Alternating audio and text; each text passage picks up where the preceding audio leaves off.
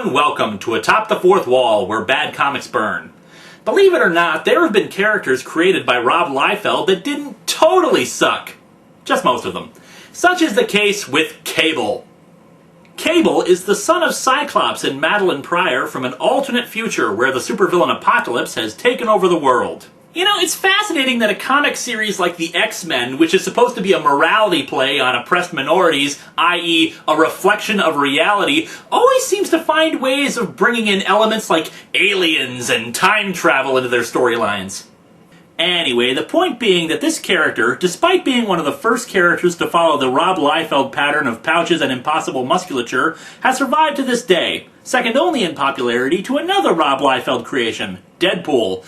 Though, in fairness, Rob just created Deadpool, not the personality of Deadpool that people love to this day.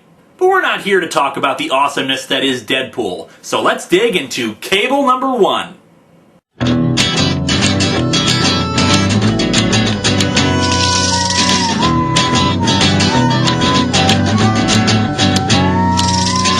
Welcome to Atop the Fourth Wall, where bad comics burn.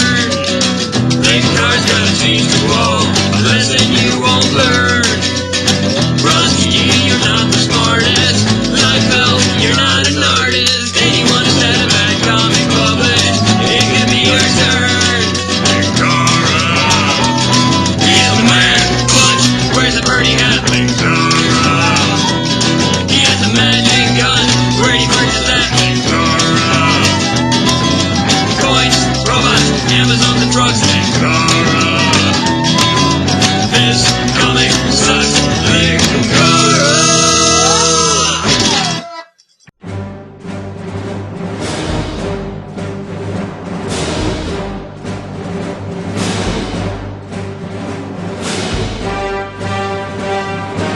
Now, this is actually called Cable, Blood and Metal, but they shoved the subtitle down into the lower right corner and made it tiny, as if they were embarrassed by it. Oh, but what to say about the cover itself? Well, it's actually a fold-around cover, meaning both the front and back get a complete scene. And by scene, I mean random people posing and shooting guns. I mean, this is just silly. They've got all these massive shoulder pads that I think even Liefeld would be embarrassed by. And yeah, this is yet another comic that tries to ape Liefeld's style because, believe it or not, once upon a time, this art style was popular. But the real tragedy is the creative team behind this one. Writer Fabian Nicieza, a good writer who was unfortunate enough to also have written NFL Super Pro, and artist John Romita Jr. JR, as he's called, is a really good artist with his own unique style. But since this is an early 90s comic, he was reduced to this stuff. And just look at these faces. Why is everybody scowling? Now just imagine if I did the rest of the review like this. And it doesn't stop at the cover either. I think there may be only like 1 or 2 panels in the entire comic where they express an emotion other than snarling anger like we see here.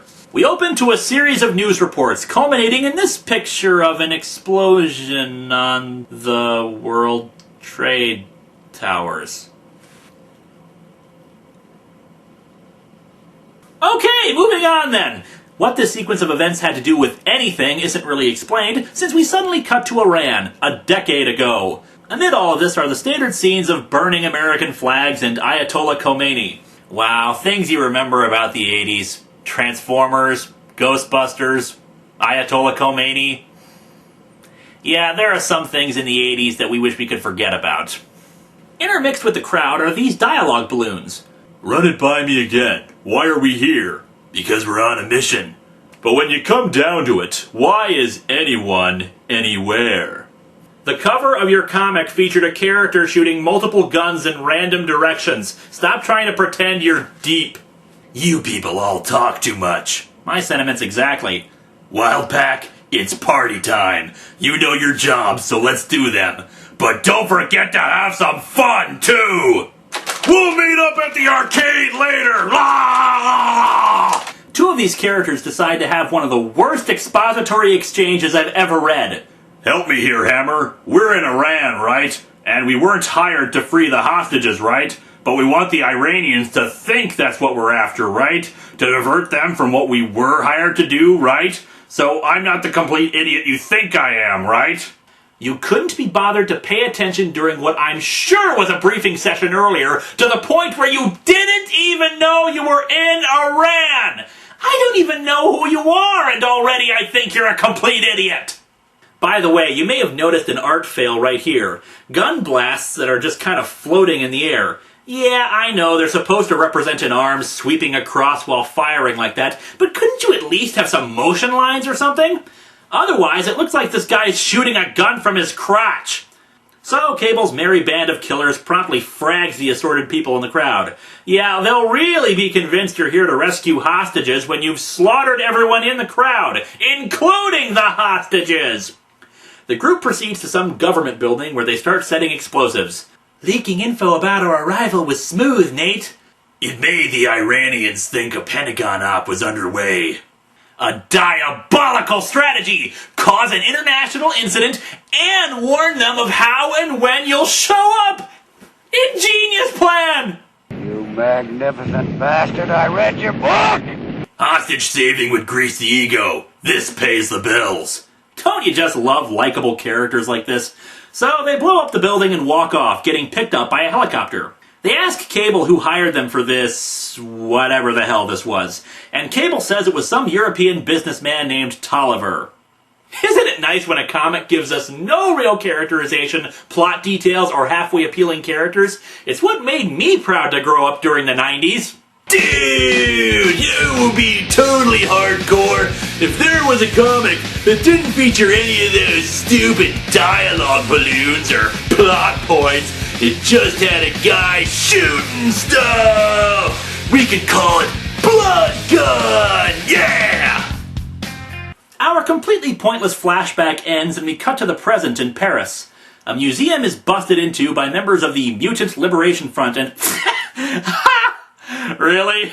You're really going for that hair with this guy? Alright, if you insist. The MLF knocks out the rent-a-cops and go to steal a sword from one of the displays. While they exposit about their boss wanting the sword, the sumo wrestler of the group suddenly gets shot through the head. Great goobers! Did you see what happened? I sure did. You just said great goobers. I think the styling mousse is leaking into your brain, man. Cable has suddenly arrived from out of nowhere. Oh, get this. He killed the sumo guy with what looked like a sniper shot, but the gun we see here is bigger than his head and shooting out multiple blasts all at once. And each of those shots looks like it'd take the guy's head off rather than aim a sniper bullet through it. It's right about now that this particular band of Mutant Liberation Front terrorists realizes their mission's scrubbed. It's right about now that we have another pretentious, annoying narration from a main character. Get ready, people. I fully expect him to start talking about reek of fear carried on the sweat of screaming dancers, out of step with the thunder. Shut up! It becomes a matter of life and death. My life means their deaths. Wow. That is pure grade A cheese right there. I didn't think it was possible to do a line that utterly bad, but somehow they accomplished it. That one's right up there with, I'll kill you to death. The remaining members of the MLF flee, leaving behind the dead body and the sword. Cable tries to lift the sumo's body to get at the sword, but finds it to be too heavy at first. Extra powers. Makes me an X-Man, huh? What a comedian I am. Oh, rest assured, I'm laughing, but for entirely different reasons. So he gets the sword, but is confused about why they'd want a rusty, broken sword. We jump ahead 3 days later.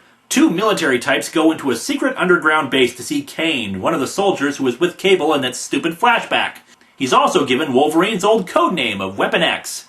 So, wait, his real name was Kane? What parents name their kid Kane?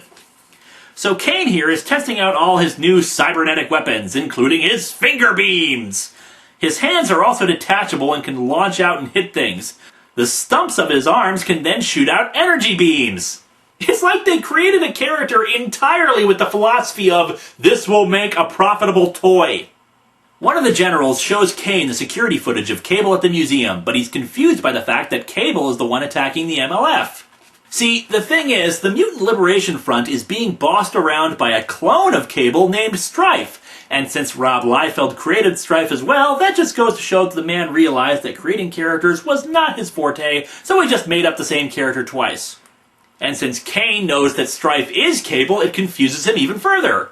This isn't right. The museum security cameras don't lie. No one dares to second-guess the accuracy of museum security cameras. I know, but Cable is Stryfe.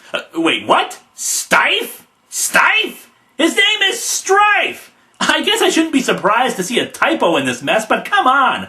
Oh, and for both Stryfe and Stryfe, spelled with a Y instead of an I. Because poor literacy is cool.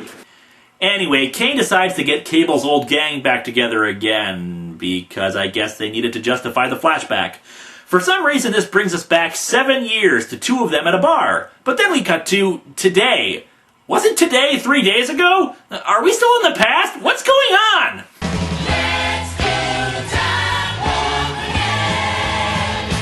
Anyway, Kane goes to one of his old buddies, who's now confined to a wheelchair. All this scene really does is set up the fact that maybe Cable's old gang doesn't really like the homicidal lug anymore. Speaking of, Cable heads out to Egypt to consult an expert on ancient artifacts. The evil force that is ancient Egypt once again rears its ugly head.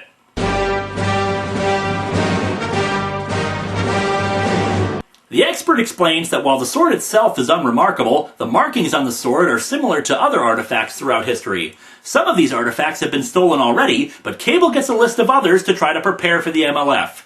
At one museum, he spots the MLF once again storming in like a bunch of drunken rhinos. I count 4. Dragoness, Reaper, Samurai, and Rusty Collins.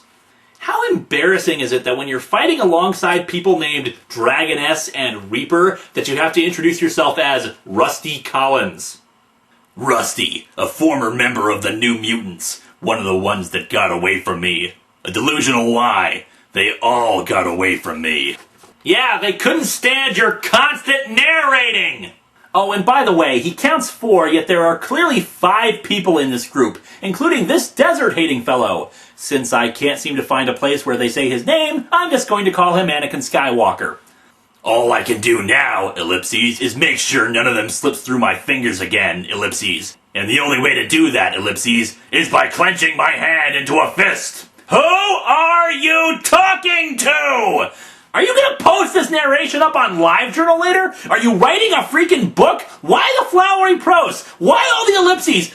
I admit, I don't usually care if a comic book has a person narrating to themselves like this. Hell, I do it in Revolution of the Mask, but this is just horrendous. Cable, you've got big guns and cybernetic arms. You do not need to try to convince us you're badass with your idiotic caption boxes. Just shut up and shoot things. Speaking of, Cable takes the time to shoot all of them, but despite his shots flying everywhere, some of them actually manage to survive and not get perforated with bullets and energy blasts. Oh, and of course, he has finger beams too. Time to show Kamikaze what one man can do, ellipses, when that one man, ellipses, is all weapon! Blood Gun doesn't even have a face, man! I mean, who needs a face when you're shooting stuff all the time? Look at those jamming dudes in Cable! They don't even have any real eyes, but they can shoot stuff just fine! Blood Gun's just got his ripped bod and his gun! The Blood Gun of Blood Gun! In his Rambo-like glee of shooting first and asking questions later, Cable fails to capture any of them. The MLF retreats, but the gun-blazing attack did manage to blow off Reaper's cybernetic hand. Well, now we know why we shouldn't fear the Reaper. What? We have another flashback to 7 years ago for no particular reason other than to bring up the fact that Cable's group has legal issues with calling itself Wild Pack. I wonder how exactly a murderous mercenary group gets sued over its name of all things, but the point is that the group gets renamed Six Pack because Kane brought in a 6-pack of beer. Ironically, alcohol is the only way one could actually enjoy this story. Anyway, still in the flashback, the group fights off Soviet mechs in a sequence that, in fairness, is actually pretty cool. But then again, it makes no sense considering how bankrupt the Soviet economy was at that point, so I can't even begin to fathom how they could afford fully armored mech suits. The group discovers a secret installation and Cable uses his finger beam, well, okay, finger torch according to them, to cut into it. They're immediately set upon by soldiers and, once again, a fight scene ensues. This is kind of like a Bugs Bunny cartoon.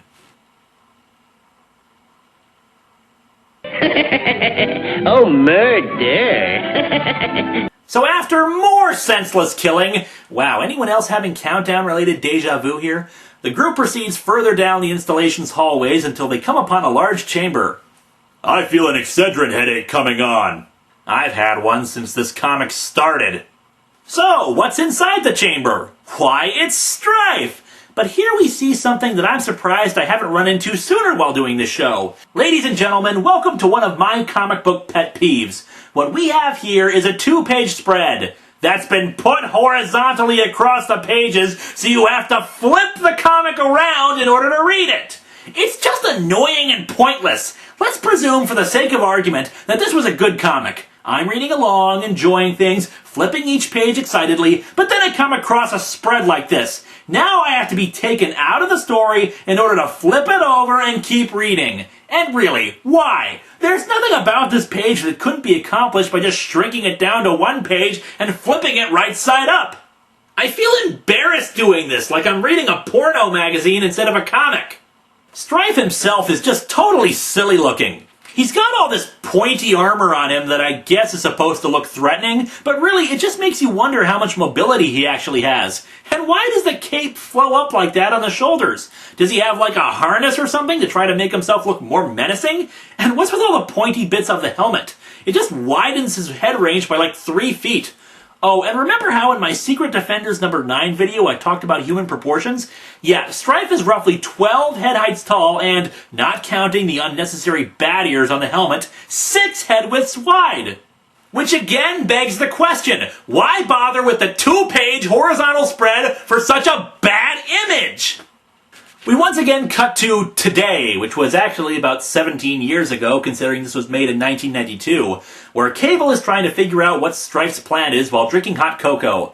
I'm sorry, but it's hard to take Cable seriously when we contrast his gun-crazy look from earlier with the Mr. Rogers sweater and cocoa. Cable's security system detects someone approaching, and of course it's Kane, who throws off his jacket all dramatic-like and leaps through the window. Cable! Time's up! You lose 200 points and control of the board goes to the next player! Ah! Kane uses his extendo fist, some accessories not included, available at all Toys R Us's, to try to punch Cable, but it passes right through him. Kane's confused until Cable comes up behind him and hits him, I think. Somehow the punch is strong enough to flip Kane upside down and facing the other way. Of course! Don't you know anything about science? So what was the explanation for how the fist passed through him? Hologram! Yeah, so the comic had to crib from Total Recall. Genius. Now!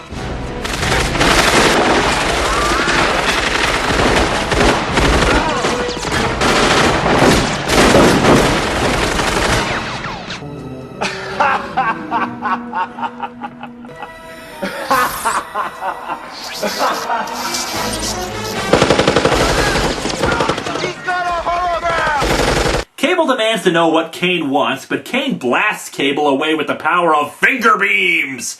So now they fight in the snow some more, and you know, the comic's almost done with, and yet I still have no flippin' clue what the hell is going on in it. Just random flashbacks, Kane's all pissy, random 90s artwork and junk. What is actually the plot here? Anyway, there's another stupid flipping of the book, this time making even less sense since there are multiple panels here. Honestly, what is it about this panel configuration that they couldn't do with just sweeping it across the page like normal? Once again, using the awesome power of fingerbeams, seriously, those things end up being more badass than all the guns. Cable continues to demand an explanation. Kane only responds, Why are we anywhere, old man? Oh, don't you dare try to pretend you're bookending this stupid story comic. It wasn't profound at the beginning, and it isn't profound here. And so our comic ends with Kane using his bionic eye, because I guess he has one now, to shoot out a hologram of Stryfe that shows that he has Cable's face!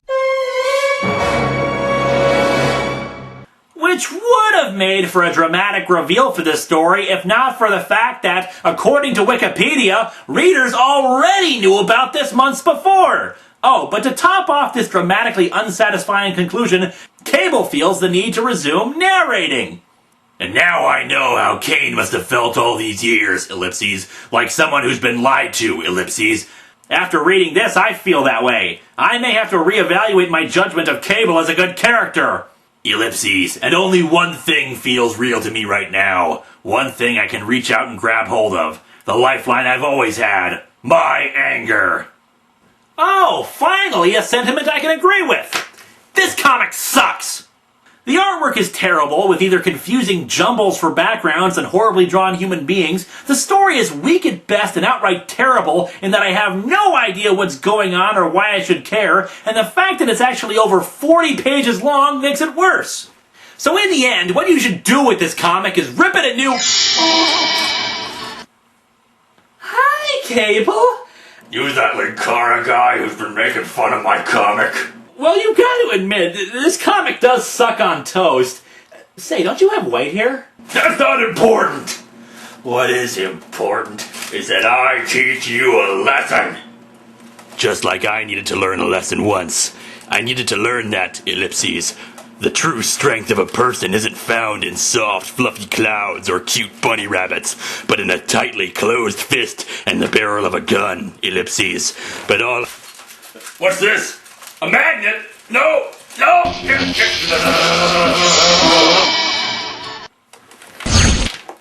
Sweet! New gun! If you have young blood's disease, you have no eyes, so you cannot see. But Linkara views it all. He's atop the fourth wall.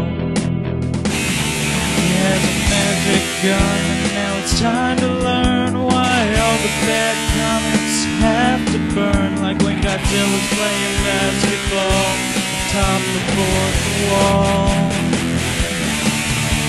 When Cairo will never fall from atop the fourth wall.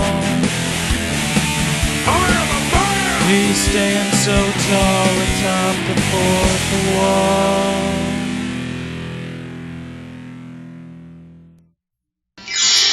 What am I doing here? Oh, that Linkara, he must have taken my gun. Where is... Ah, there you are. Wait a second. You're not Linkara. Who are... He's mine.